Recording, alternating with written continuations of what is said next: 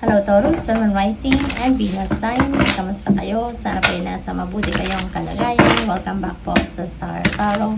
Kung bago kayo dito, welcome din kayo. Thank you for your support. I truly appreciate it. God bless you all. Una mensahe po ninyo, get your power back. Okay? Napaka-powerful din yan na mensahe para sa inyo. Bawiin mo na kung ano yung inyong power, ang inyong personal power. Okay? Sabi dito, you have forgotten who you are.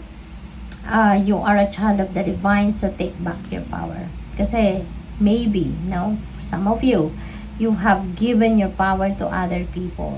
You have given your personal power to other people. Hinayaan mo, no, na ang ibang tao magpatakbo ng buhay mo. Maaring hinayaan mo na ibang tao yung humawak ng helm, kumbaga, kung sa barko, no? You allow the other people to run your life. So, ngayon, inire-remind kayo ng universe, nire-remind kayo ni Archangel Michael na nakalimutan mo na ang sarili mo. No? Nakalimutan mo na siguro for quite some time na ikaw, buhay mo yan. No? Kaya dapat ikaw yung nagtitimon ng buhay mo. Ikaw dapat yung nagdedesisyon para sa sarili mo. Diba? Ikaw yung namimili ng terms, no? Sa buhay mo, kung paano mo ito papatakbuhin. Something like that. So, you're being advised here to take back your power. Okay? Bawiin mo na ang inyong kapangyarihan over yourself and choose life in your own terms. So, your next message is regain your focus. Trivial life matters are distracting you from your goals. Archangel Metatron and I are here to help you stay grounded. So, tinutulungan ka rin ngayon ni Archangel Michael. Nagtutulungan sila ni Archangel Metatron. At gagawin nila ang lahat para mabawi mo. Or mabawi mo yung focus and concentration mo over yourself. Okay? So, stay grounded. Maaaring fragmented kayo, maaaring maraming distractions ngayon sa buhay ninyo at nakakalimutan mo na ang mga priorities mo. Siguro hindi mo na napapansin na masyado ka ng distracted sa ngayon. Kaya Archangel Michael and Archangel Metatron are going to help you, no?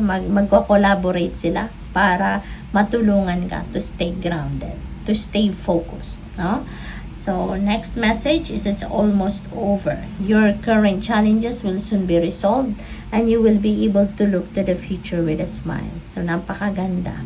Kasi kung ano man yung mga challenging situations na maaaring pinagdadaanan ng iba sa inyo sa ngayon, sabi, that will soon be resolved. Malapit na. Archangel Michael is helping you to find the solution, no, sa inyong mga problema sa ngayon. Kaya, very soon, no, soon enough, makakangiti ka na rin, soon enough, mapapawi na rin ang hirap, ang problema na iyong pinagdadaanan. Okay? Your next message is pray from the heart. Alright? Prayer really can move mountains. Reach out to the divine with your heart's concerns and watch miracles unfold. Makapangyarihan talaga ng dasal. No? Kaya dapat, no, every day, every morning, bago tayo bumangon, no, when you wake up first thing in the morning, dapat nagdadasal agad, 'di ba? At ang dasal dapat natin, huwag nating kakalimutan na magdasal tayo in gratitude. Nagpapasalamat agad tayo dapat, no, for the life that is given to us, no? For another day, 'di ba? Na binibigyan tayo ng pagkakataon na i-enjoy natin ang buhay. So, other than kung ano man ang pinagdadasal pa ninyo, isingit ninyo yung prayer in gratitude. Okay? So, tignan natin kung ano pa ang ganap.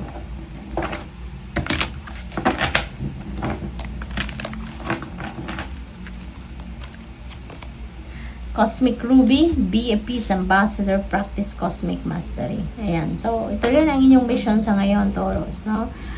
Be the peace ambassador. Maaaring magiging peacemaker kayo, maaaring ikaw yung magpapagitna, no, sa mga taong nag-aaway, 'di ba, sa paligid ninyo. Baka ikaw yung tutulong, no, as you're going to act as a mediator siguro, no, ng mga taong nag-aaway at mga taong nagdidiskusyon, no, sa paligid ninyo.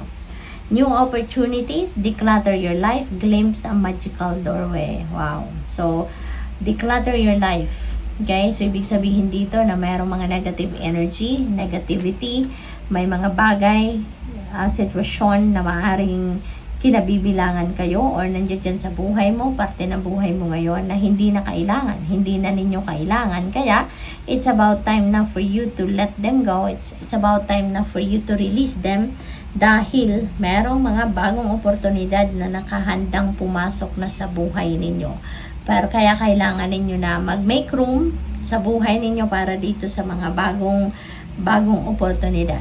So, you need to declutter your life. Tanggalin mo na ang mga basura, no, sa buhay ninyo para ma-welcome nyo ng itong mga bagong oportunidad na maghahatid ng mas positibong epekto sa buhay ninyo. Okay? Be a beacon, be an inspiration, light the way for others. Ayan. So, napakalaki ng inyong mission sa ngayon. Taurus, maybe you're going to be a leader, you're going to be an inspiration para sa iba, 'di ba? Well, siguro you are going to be like spiritual guide, spiritual counselor, 'di ba? Mga ganon, mentor, baka isa din kayong spiritual teacher or siguro isa kayong motivational speaker, maybe along those lines, no? Magiging trabaho ninyo, yun ang mission ninyo sa ngayon, to be a beacon for others, to touch other people's lives, to reveal the right path for them as well, no? Kung saan sila dapat patungo, maaaring kayo din ang gagabay sa kanila, no? So, napakalaki ng inyong mission sa ngayon, no? Taurus. So, what else? Caring community, participate and belong and enrich your life. Ayan. So, siguro din, no? You have a very caring community around you, kaya you're very blessed. You are so lucky then to have people around you na very welcoming, very supportive, very helpful, 'di ba? Kaya iniimbitahan din kayo ngayon ng universe, no, na mag-spend time kayo with those people. Maybe these are also like-minded people, 'di ba? Na very welcoming din para sa inyo. No, wini-welcome ka nila, may sense of belongingness dito na pinaparamdam sa'yo, they love you, they welcome you, they like you, kaya wag din kayo magdalawang isip, no, na sumali sa kanila, sumama sa kanila, diba?